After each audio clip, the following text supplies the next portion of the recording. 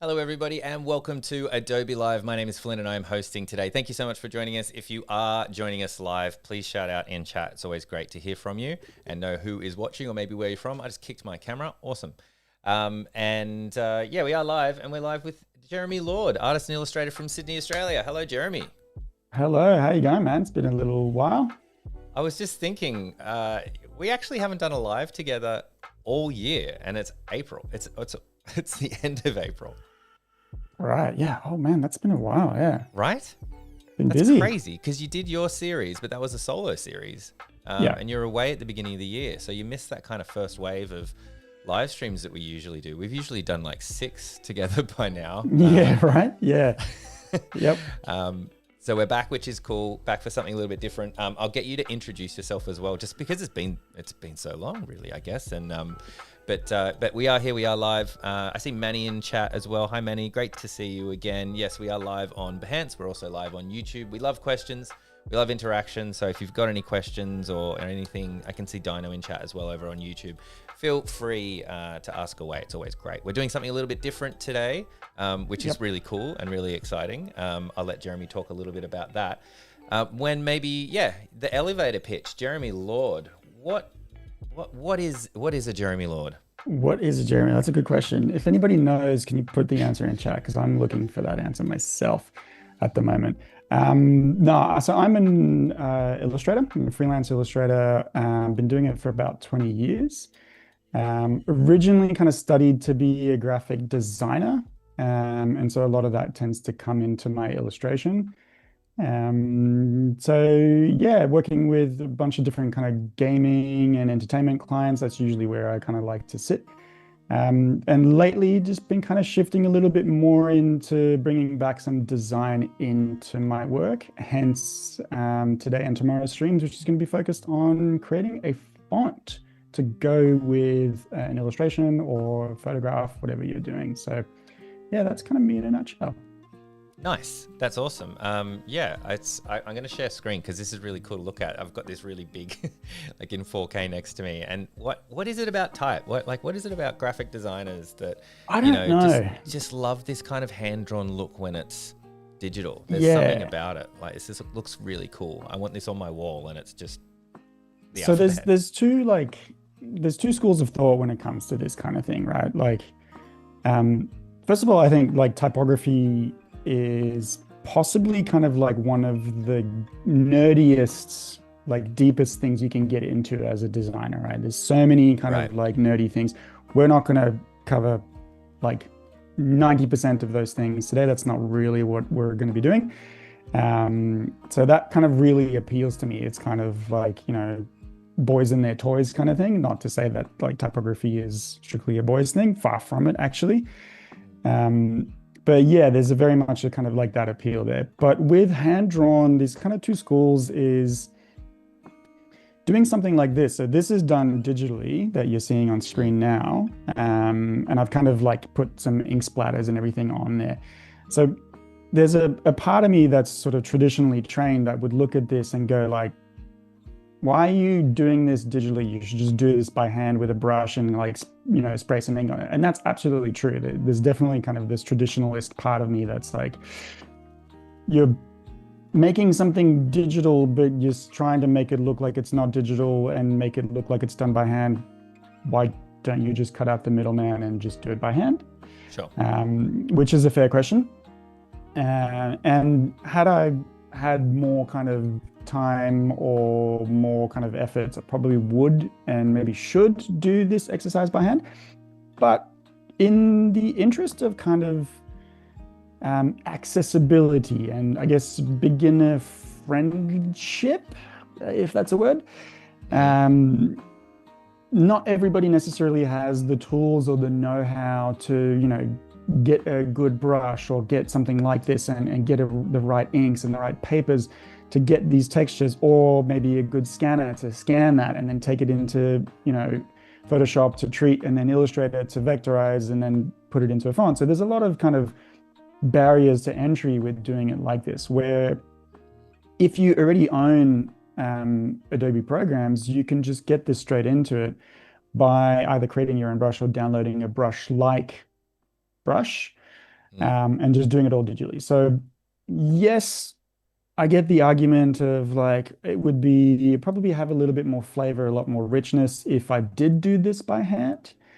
But at the same time, for the stream, I think it's a little bit more accessible and a little bit more beginner friendly if I show you guys how to just do it purely digitally. And you can get some pretty convincing results if you know how to kind of handle all this. So yeah, Yeah. that's what today and tomorrow's streams are going to be kind of focusing on, is getting something that looks like it's completely custom and done by hand, but is actually a font that you can manipulate in Illustrator and potentially cool. reuse for different things. Yeah.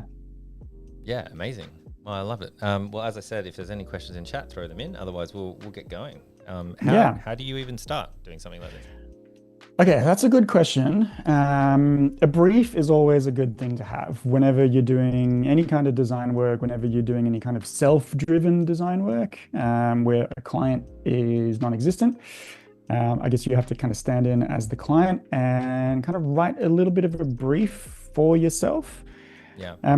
And so in this instance, again, in the interest of time, I've gone for a kind of a scripty, not as many kind of rule laden or kind of rule heavy kind of font, right? This is not like a, like a Garamond or any of those kind of like Helvetica, any of those kind of established fonts that are very rule steeped in kind of a lot of nerdiness and a lot of mathematics and geometry. This is a little bit more free form, and it's probably what you're going to be doing. So with that, I'd say the first kind of thing that you're going to have to choose is, what are you doing this font for? Is it a body copy font? As in, are you going to write a novel with this? Is it readily readable if you're putting it in a nice big paragraph in a magazine or a book? Or are you doing a display font, which is a much more kind of illustrative, not for body copy? So for the love of all that is, good on this green earth, do not set your copy or your edition of Lord of the Rings in this font that I'm about to do. Like, your eyes would just explode on page 2. There's no way. The point of this is not legibility, right? It's a display font. The point is flavor, context, texture, used sporadically on just like a title like this, not a big chunk of text. So that's probably the first port of call. And so we've got like a font like this, for instance, that's could be a display font, but it could also be a body copy font. So this is established. It's got a lot of rules to it. It's got following a grid, a lot of geometry. That's not what we're going to be doing today. So that would be your first kind of port of call. And I've prepared a little bit of a mood board here so we can kind of see what we're talking about. So my first intention is, it's a display font. Number one, good, that's done. I don't have to worry about a lot of the more kind of technical aspects of designing a font. If I'm doing a display font, I can kind of be a little bit more freehand. Number two is, all right, cool, you're doing a display font. There's, the world is your oyster. You could do anything you want. Could be a horror font, could be a super like gushy romantic font. It could be, stencil, like you name it. Sky's the limit here. So within that kind of brief, there's a lot of opportunities for doing something different. So trying to narrow it down a little bit, I'm looking for something that's kind of started from this idea of this old kind of video game of kind of skate or die. Skate or die. Which I really like this kind of idea of like, obviously this is, this piece of type is custom type. It's literally kind of designed to be that way. It's not a font.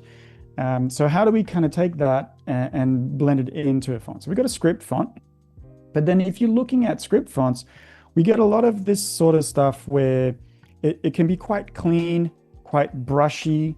I don't want that. I want something that's got a little bit more kind of like grit to it, a little bit less kind of bound by rules, and a little bit less clean and smooth. So like something like this is cool, but it's still a little bit too graffiti-ish. It's still a little bit too kind of like, like the hip hop graffiti, like Milk Bar. It's got that kind of like sign postage kind of thing. So I'm looking for something that's got a little bit more kind of like Rage Against the Machine, as opposed to kind of like Tribe Called Quest, if you want, or kind of like, yeah, a little bit more kind of grunge, punk rock, dare I say, less kind of smooth hip hop kind of vibe, if that makes sense. So yeah, so gathering a bunch of references, a bunch of ideas. Again, some of these are actual fonts, others are just kind of hand scripted things, but I'm looking at texture, I'm looking at kind of what I can do here. And then this one's more of just kind of like, this is the vibe that I'm going for, right? It's kind of like scribbly, more scribble than kind of brush scripted. So I've got some font characteristics here. Rough, not too crafted. So by crafted, I mean like this, right? This is quite crafted. There's a sense of like really strong calligraphy and lettering skills behind this. There's probably been a lot of iterations done to this. Same thing with this one, right? Where it's like very, very, very well crafted by somebody who's got very good skills in lettering.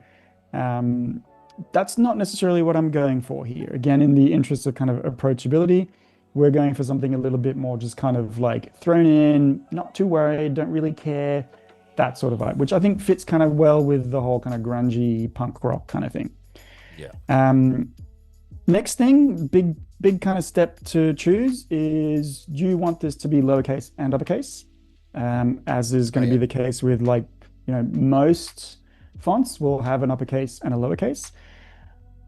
Interestingly, most script fonts tend to just be all caps. Right. So I'm going to go with an all caps on this simply because we've got a little bit more kind of room to mess around with. But it's also going to mean tomorrow you'll see what I can do if I have an all caps only font. So I can actually have variations of that can go to lowercase. So that might not make a heap of sense right now, but it will tomorrow, I promise you. So that would be the next step in your kind of decision process is we got display versus like text or body copy. What's the kind of style that we want? Do we want all cap? Do we want both? And then just kind of ideas of line weight, distress, grunge, all that sort of stuff.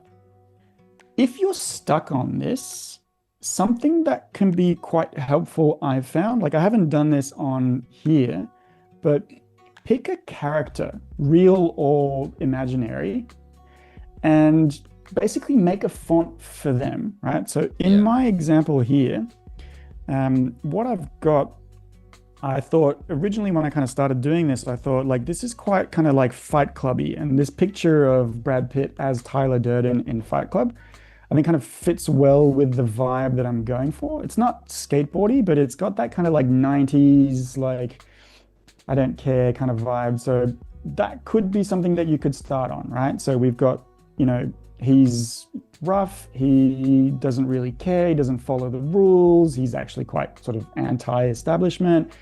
And so quite a bit, yeah. Quite violently. So yeah, that can help you kind of establish this idea of like something like, for instance, rule breaker. Yeah. Can be something because typography has a lot of rules to it. You can kind of break those rules. And so you could do like, really know, is your font like a serif font? So serifs are the things that you see, if you're not familiar with what I'm kind of talking about, is, let me just do this real quick. A serif is what you kind of see at the top of a character like this, like a uppercase I, you'd see a serif right there, or like a lowercase a. You're going to see, I'm doing this very, very horribly. Apologies to all you type purists out there, but effectively these guys are serifs. So yeah, that can be one of the main, that can be one of the main things that you're looking at. So, you know, either you choose a serif font or not a serif font, but if you're making kind of a rule breaky font, you could just go, to hell with it. I'm going to make some letters with serifs, some not, because my font kind of breaks those rules. Some of my characters might be lowercase, and then I'll throw in an uppercase character to go with it because, that's what I'm doing. So there's a range of different ways.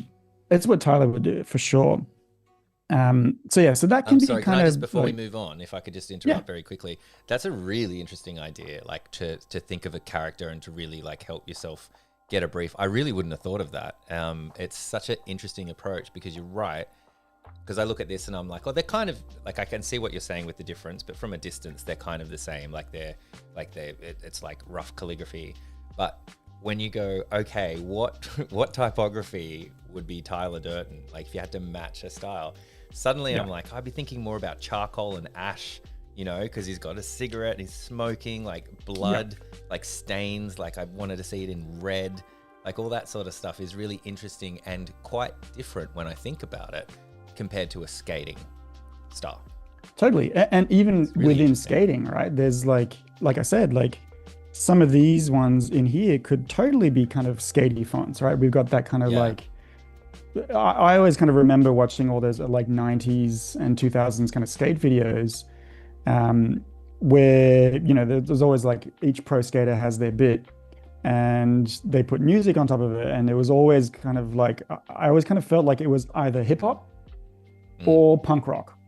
Those were the two kind of like main things that like, okay, you're a hip hop skater, you're a punk rock skater. And so some of these could totally be like skatey as well. Like some of that could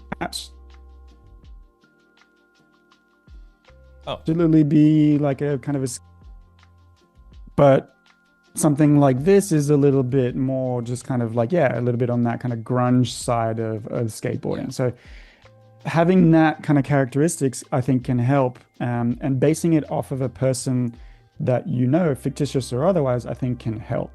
So I always give this to my students as a kind of a brief of like, make 5 characteristics of the person, like they're a rule breaker, they're anti-establishment, they're bold or they're loud or whatever it might be.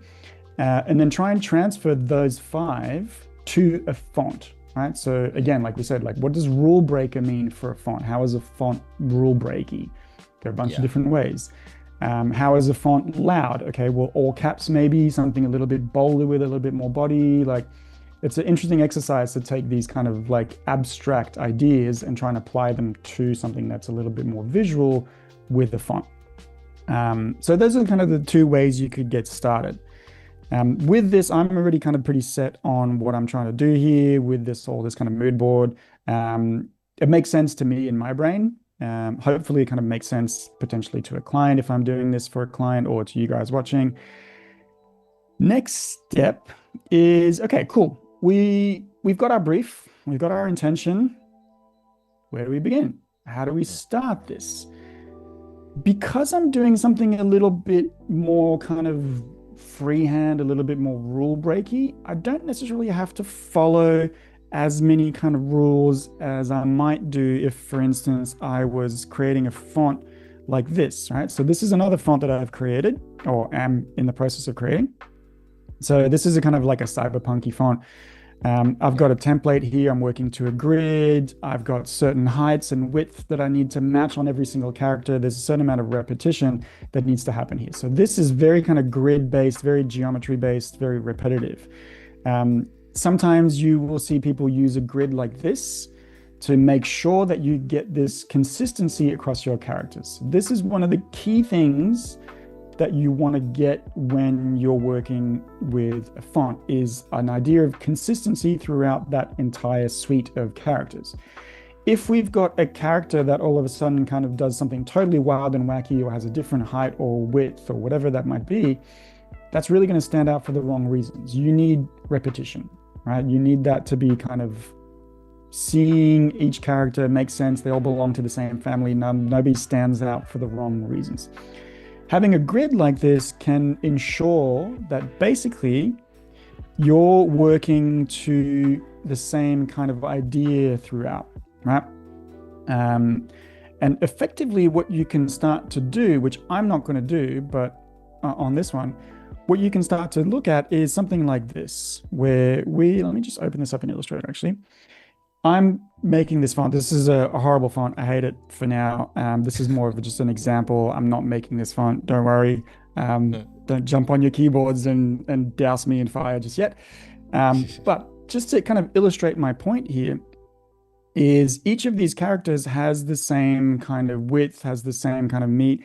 And so I'm using these kind of, I guess, like Lego pieces to create those. So from that, if I'm starting to like, all right, I want to make the letter, I don't know, like an H, for instance, I could potentially just reuse a lot of these characters, Yeah. take them around and like duplicate them over, or potentially take this one so it's the same height, get rid of that, get rid of this, bring this over to here, make sure I'm on my grid, take my Lego pieces and just kind of assemble each character. That makes my kind of lettering pretty easy to do, right? And usually when you're starting a font like this, you would start with the lowercase n, because the lowercase n has the most amount of DNA of those fonts. If you have a lowercase n, you've got an A, you've got a U. If you got a U, you got a Y. If you got a Y, you got an H. If you Oh, got an I H, you got see. a B and a D. Like there's a lot of Yeah. DNA in lowercase n. That's traditionally where you would start. Hmm. If you're doing an all caps, that goes out the window. It doesn't matter where you start. There is no, like, there's not as much crossover in terms of the DNA. So working this way with these kind of like puzzle pieces or kind of Lego pieces can ensure you've got this kind of consistency and repetition through your font. It's a really easy way to do this, right? The trade-off is, okay, now design the letter S or the letter K. That's going to be hard because I've set myself pretty restrictive rules that ensures consistency and ensures I know what I'm doing on each character. But there's going to be always a few kind of trouble characters that are going to be like, okay, man, how do I make an S using this set of rules? Yeah. It's going to be tough. It might mean that I need to add some more rules in to kind of be able to create that character. But then the more rules I add in, the higher potential for no consistency I get throughout that font. So that can be a little bit kind of tricky. The other side of this is looking at a font like this, where every character is started from scratch. There's no like, oh, I can take like the stem of the F and use that for the A. None of that's happening here. So consistency is tricky here because every character is completely different in its making. There's no like reused or recycled DNA. Or it's not going to have that kind of effect, right? Exactly.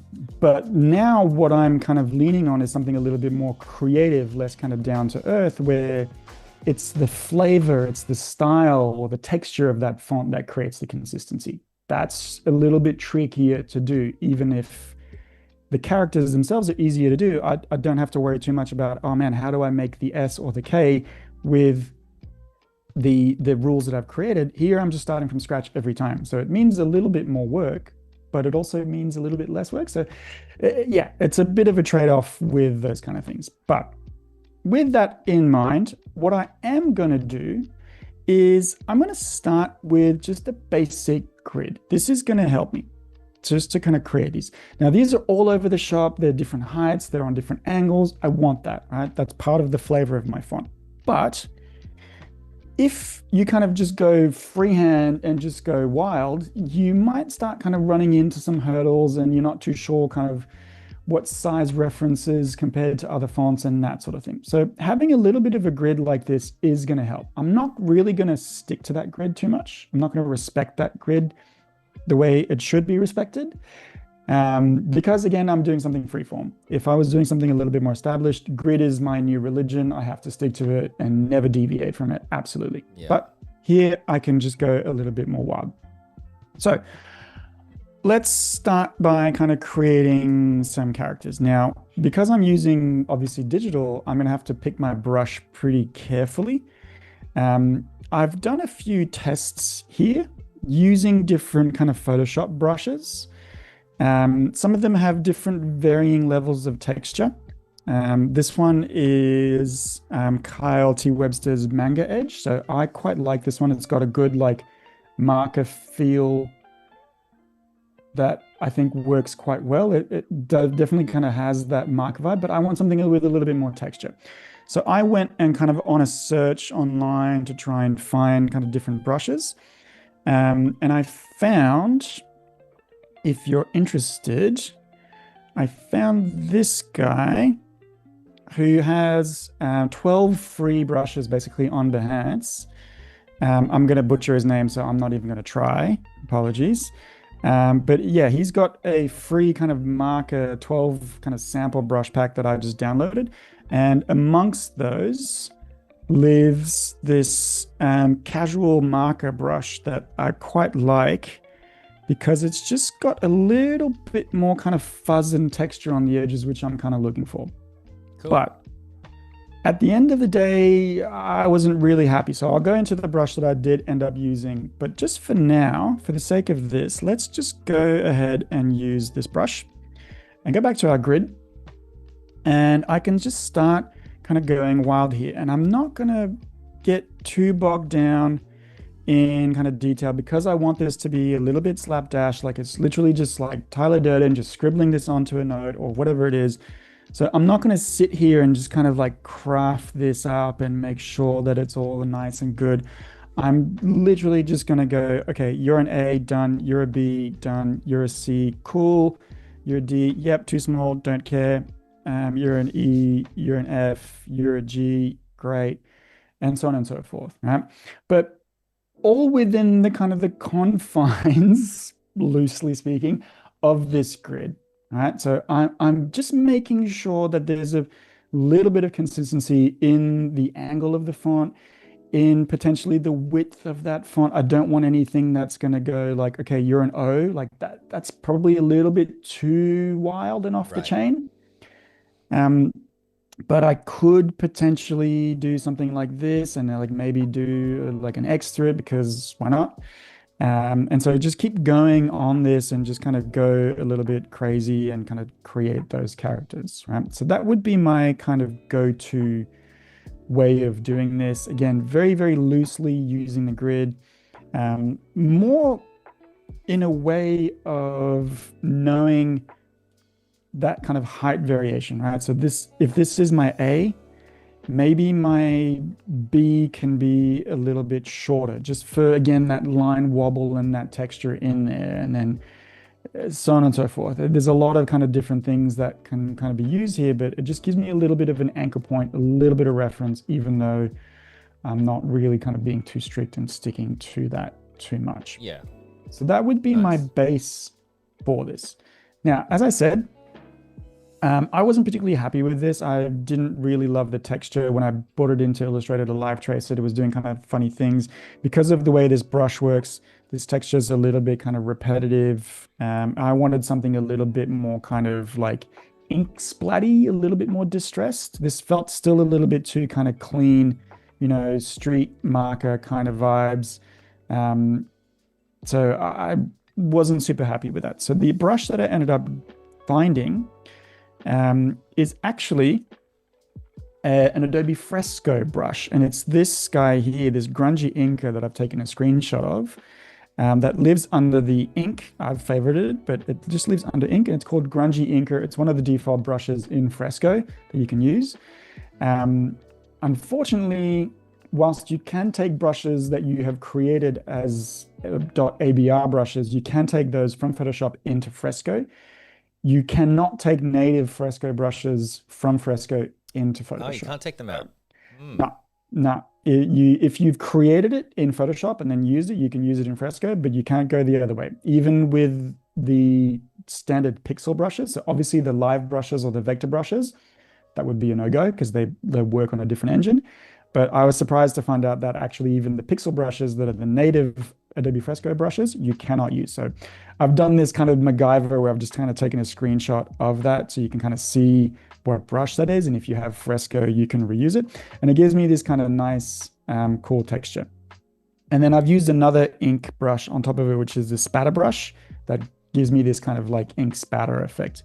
And what I have ended up creating with that is what we were looking at before, which is this suite of characters here using that brush, and you know, placing different kind of ink spatters on top of that because that brush doesn't come with those ink splatters. Right? So I've got something that looks kind of a little bit brushy, a little bit markery, has got a little bit of just kind of like bit of grit to it with this kind of splatters. It also gives it a little bit of energy, I think, because it feels like, you know, somebody came with a calligraphy pen and that pen kind of scratched the paper and kind of splattered some ink all over it. Yeah. So I quite like that. Yeah, it looks cool. One thing to note here, and here comes another food analogy, Flynn. I know you'll love this one. Food analogies are always very applicable, always to any They're matter of universal too. design. So Yeah, yeah. 100%. Um, this ink splatter, I've kind of used sporadically, right? So I put one on the A, the J, the Q, O, T, and the N. Why not put it on every single character? Well, Right. this is basically what I'm doing here is I'm kind of creating in my kind of consistent suite of characters. I want to kind of create like MVPs, like most valuable players, or like Yep. star players.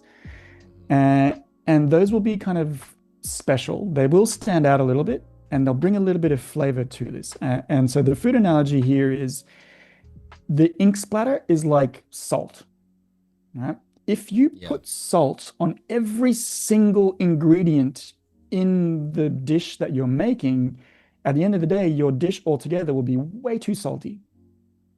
Right. So not every single one of these needs to have that special component. Otherwise, it's not special and you just get overwhelmed and it becomes way, way, way, way too much. Something kind of in a similar way, if I decided I wanted this to be kind of like a graffiti type thing, and I went in with like a little ink dribble, right? Oh And I yeah. did Yep. that to every single character, it would just look horrible by the end of the day. Like every single one of those would have this little like thing, and Yeah. it doesn't work. You only need it on a couple of them, right? Yeah. Not every character in your suite of characters in here needs to bring that flavor. Some of them can just be anonymous. Others will be the flag bearer of that and kind of bring that in. So this kind of distress, kind of grunge thing, I'm only putting on select characters, not all of them.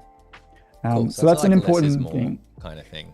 Yeah, a little bit. And it's balance, right? Like you Yeah. might find that this might be too much. Once we kind of bring this in tomorrow to our font maker extension, we might put this and lay it all out in a paragraph of text and go like, oh wow, wait, there's way too many ink splatters, or maybe there's not enough. You don't know. Right? So it's an important thing to kind of, obviously taste each ingredient as you go, but also very valuable to taste them all together because that's how they're going to be consumed. And so this little bit of flavor here doesn't need to be put into every single character. Otherwise, it just becomes over seasoned, if you will. Yeah. Yeah. Cool. Like that. Cool. Okay, so we've got our main list of characters. I've also got some alts here because I want a brush script. And again, tomorrow we'll look at how to do that. But fonts that are brush scripts, when you have letters that either have double letters, like if you were to say, like, I'm going to the pool, there's a double O there. If both of those O's are the same, it's a dead giveaway instantaneously that it's a font. And it doesn't really have that same kind of vibe. So we want that kind of vibe. So I have done a list of mains, and then I've just designed on my same kind of grid another bunch of characters that are just a little bit different that can stand next to each other. And this is where my all caps is going to be great because I can assign this next list of characters to be lowercase, and I can put these ones as uppercase so that when you type, you can just manually flip in between letters and put them in there.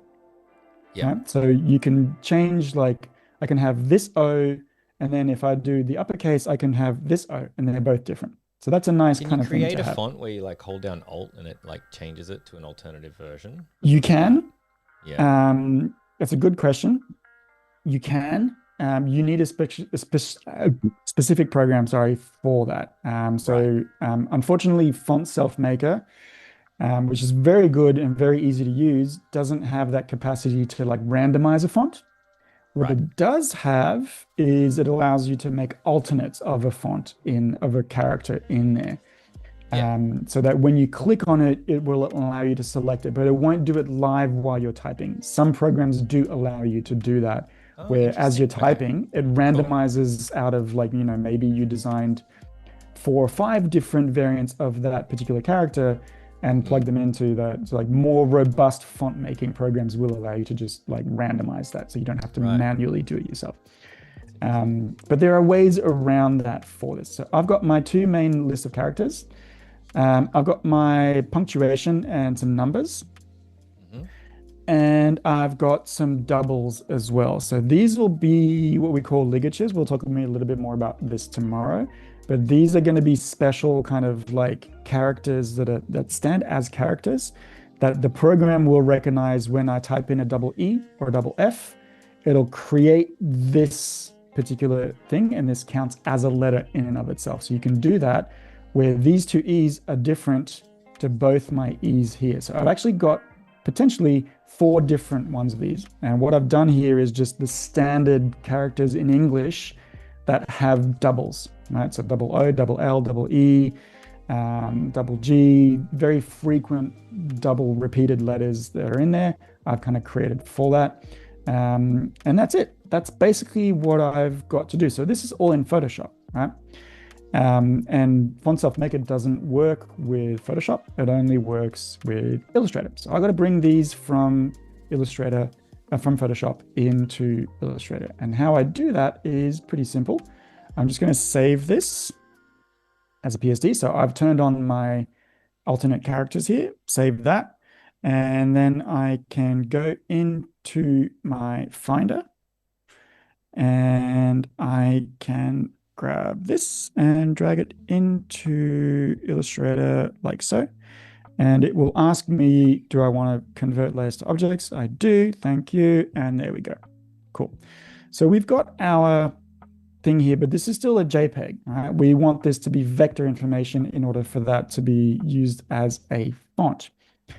So all I'm going to do is I'm going to delete this background image. I'm going to select all of this and I'm going to image trace. Now I am going to lose a little bit of the detail and texture when I do this. Live trace, there's always a little bit of a trade-off when I do this. If you pay attention to this, obviously there's a lot of texture here. We've got different levels of gray going in here.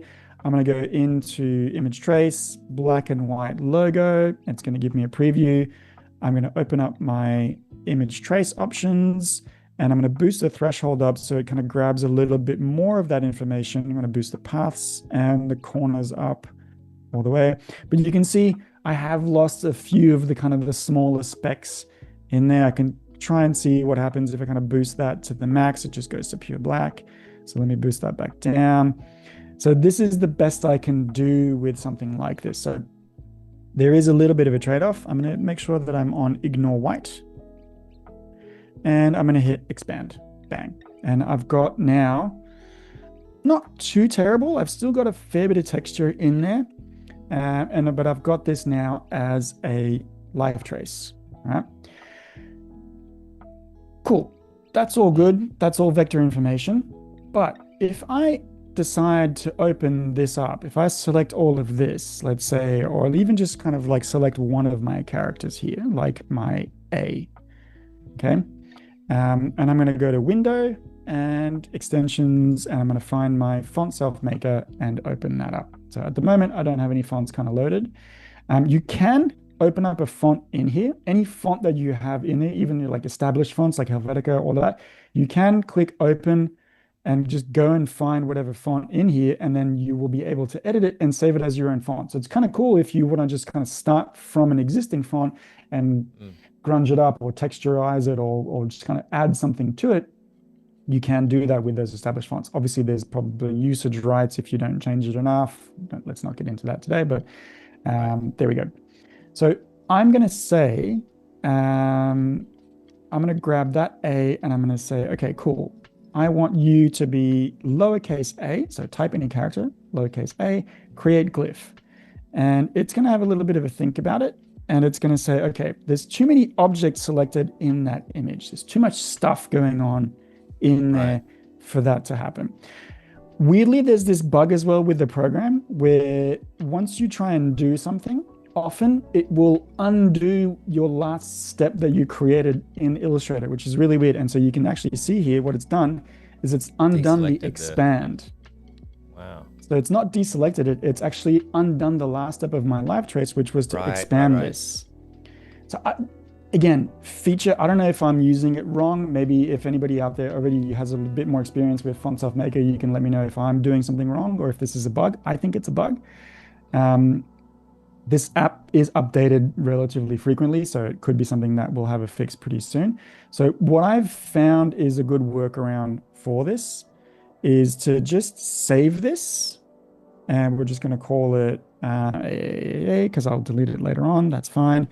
And then close it. So there's no kind of like history behind it. And then I can open that back up in my recent files. Bang. Select that. And then try it again. But it's going to give me the same problem because I've got too many kind of things selected there. So the way around that is to group these. Okay, so before I do that, these are all already grouped in there because I have live traced them, right? So there's a few kind of like different steps. There's a bunch of different things. It's grouped them in kind of funny ways. So I'm going to select everything and then go to Object, Ungroup All. So now everything is on its own. Now I can do that same step. I should probably save this and close it again, but let's first grab all of this guy and then group it. And then that should now work because my A is its own group. So it's not trying to pick up every single one of these little specks as its own thing. It's using this as its own kind of thing. Now, there is a limit to being able to do this. If I had even more and more and more specs, regardless of it being grouped, it may still flash me with a with an issue of just there's just too much stuff going on in here. I can't make a font out of that. But let's try that again. We'll select that. We'll say, okay, you become an A, and that's weird. And there we go. And there we go. It should work. So now I've created that A in here. So when I type this, I will have my letter A. Obviously, I've got nothing else. It's just looking a little bit weird. But if I type that, I've just got A. Great. Fantastic. Nice. Okay, so I need to be able to do this to every single one of these fonts going forward. So every single one of these characters needs to be separated, ungrouped, regrouped on its own, brought in on its own. So you don't have to do this one by one though, right? So what I need to do here is basically, I'm going to close this, don't save, and I'm going to go back into my Finder here. So you'll notice here, this was my kind of thing. This is what I opened with. It looks cool. It looks kind of easy, but this would be impossible to separate in Illustrator because my A and my B overlap each other. So if I was to select those in Illustrator, it would be an absolute minefield. And chances are that I'd type this and it would just give me an AB when I type in the letter A. So I need to just physically separate those so that they're easier to use. So I've actually done that in Photoshop and separated them nicely so that then I could take this into Illustrator and live trace them all individually, right? So if I did that though, one of the issues that we will find, and let me just kind of jump into here and kind of fast forward a little bit. I've got those all separated nicely on a line in alphabetical order. This is important. Right? Because the program doesn't necessarily recognize these kind of things depending on how detailed they are or kind of abstract you've made them. It won't necessarily recognize them as those characters. Often, it does a pretty good job of knowing what's kind of what, but it can be a little bit touch and go. But if I had these guys on a separate line like this, so in my preview here that I have, I've got five characters, and so on and so forth. They're all on different lines. That's going to be a problem when I take this and I'm going to close that and reopen my extensions to Font Self Maker. And I'm going to go back to Home and I'm going to make a new one. Bang. I can actually batch these all together. I don't have to drag them one by one into Font Self Maker. So I can say, I want you to take all of these and make them A to Z. Now it should give me this error message saying, selected objects seem to be across multiple lines. This is a problem for the program. If I say import anyways, there's potentially a chance, there you go, that it's given me some of these characters because it's trying to establish a baseline for my character, right? So if I go back to Photoshop, I made a grid here that has what we call a baseline. That's the baseline that the app is going to use in order to create how high these are. So this is my baseline right here, and I can change the height of these compared to the baseline. But because I've got some of those characters that are lower down, it slapped them like far down. So I could drag them in and just kind of rejig them to kind of fit there, right? Yeah. But a little bit kind of weird to do it that way. So instead of doing that, I'm just going to close this, don't save, I'm going to reopen it. And I'm going to go to a new font, bang, select all of this and go give me A to Z, and it shouldn't give me any errors. And normally it does a pretty good job of saying, yep, A is A, B is B, C is C, D is D, all that kind of stuff. So I'm just making sure, going through, that all of my characters are the way that they should be. And they are. So that's all good. So now I could do the same thing potentially with my uppercase. So just select my alternate fonts that I had over here. Right? So these ones. So I'm going to open that. And I'm going to select all of those and give me A to Z uppercase. And we're good to go. So now we've got uppercase characters as well, and it should have kind of created those all in like this. So effectively, I notice it's included a space in there. Where does it get yes, so space obviously is default, right? Space is just the default setting of that. I can increase it if I want to. I can lower just kind of whatever it is. It creates a space by default in there because obviously you need a space as a character.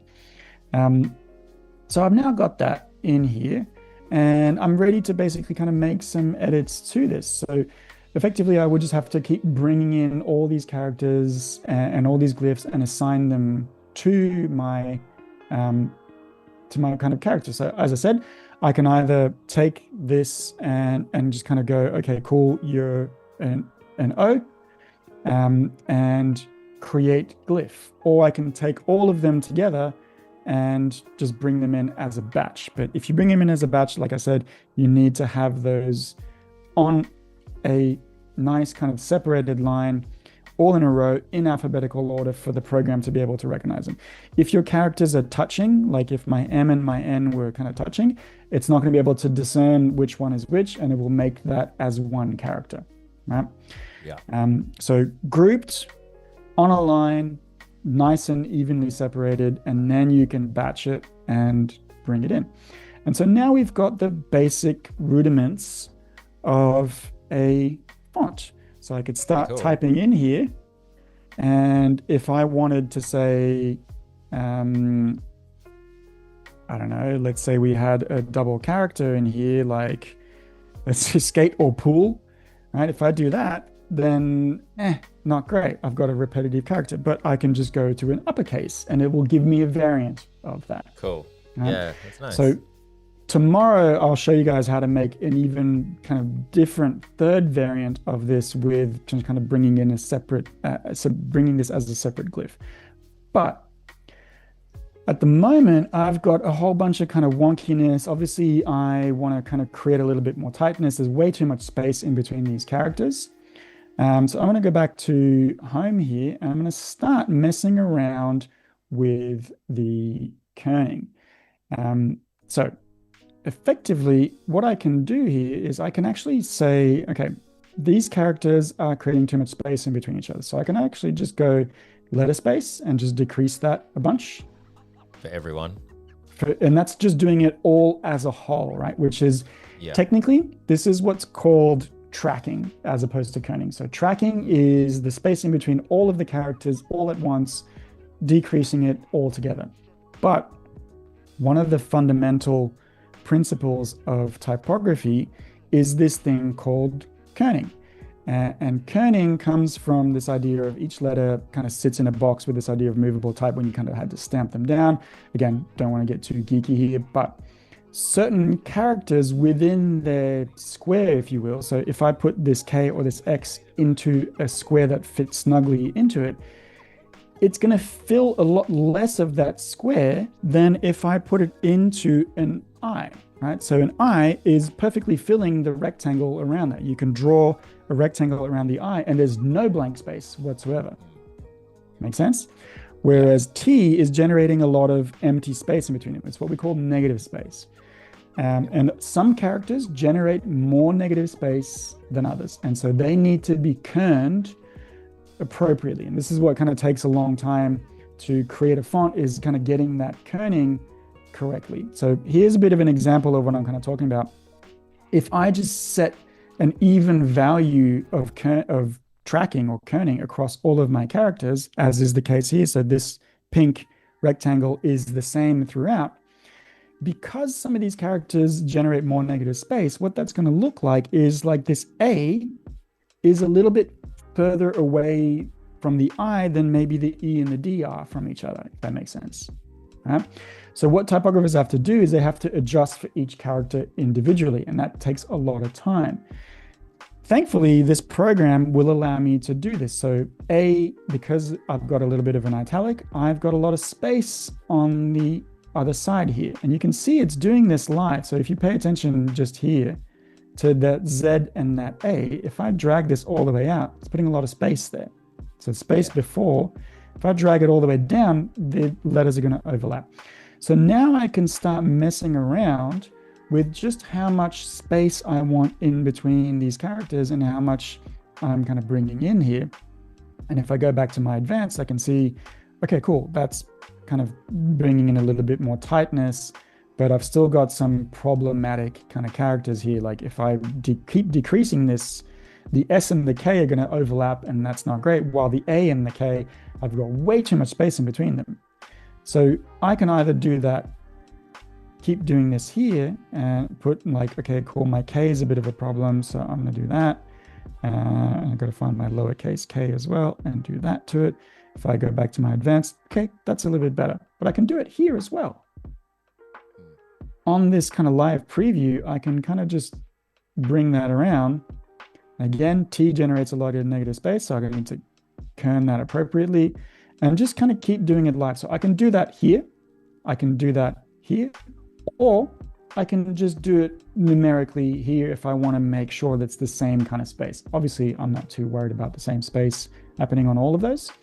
But if you were making a more kind of proper established font, you might want to be able to kind of place the same kerning value on a before and after, and therefore you would do it numerically in there. Whereas I can just kind of eyeball it here and kind of create something from scratch that's going to work a little bit better. And so there we go. We've got the rudiments of our font, kind of looking a little bit kind of deeper into kind of how to set this all up, and bringing in all of our characters. So tomorrow, we're going to bring in the rest of these characters. I'm going to show you guys how to create some special characters, some links. We're going to kind of start editing these as well, because now what I can do is I can save this, and I'm going to save this as not my core font. I'm going to save this as test day 1. And I'm going to stick this into my folder that I'm using here. And there we go. So now what I can do is I can just come back in and open that font, and I can start making some edits again to this tomorrow. So I don't have to start from scratch every single time. Cool. Nice. So that's all we're going to kind of cover today. As you can see, we're starting to really get the kind of the rudiments of this, but we've still got a bunch of characters missing, and it's kind of throwing it into disarray. So we'll start to cover that a little bit tomorrow, and then we'll start to use this font as well. That's awesome. So that's it. Yeah. Yeah. Wow. I'm it's surprised really at how easy it was. I was expecting us to have super to easy. jump around to different apps and things like that. No. But having it in Illustrator, where so many graphic designers will be comfortable, and the rules are we understand outlining, we understand live tracing, or if you don't, there's so many tutorials on it, right? It's like really nice that it's embedded 100%. As a add-on. I assume you have to pay for this add-on? It is, yes. So unfortunately, so it does cost. Let me just find this online for you guys.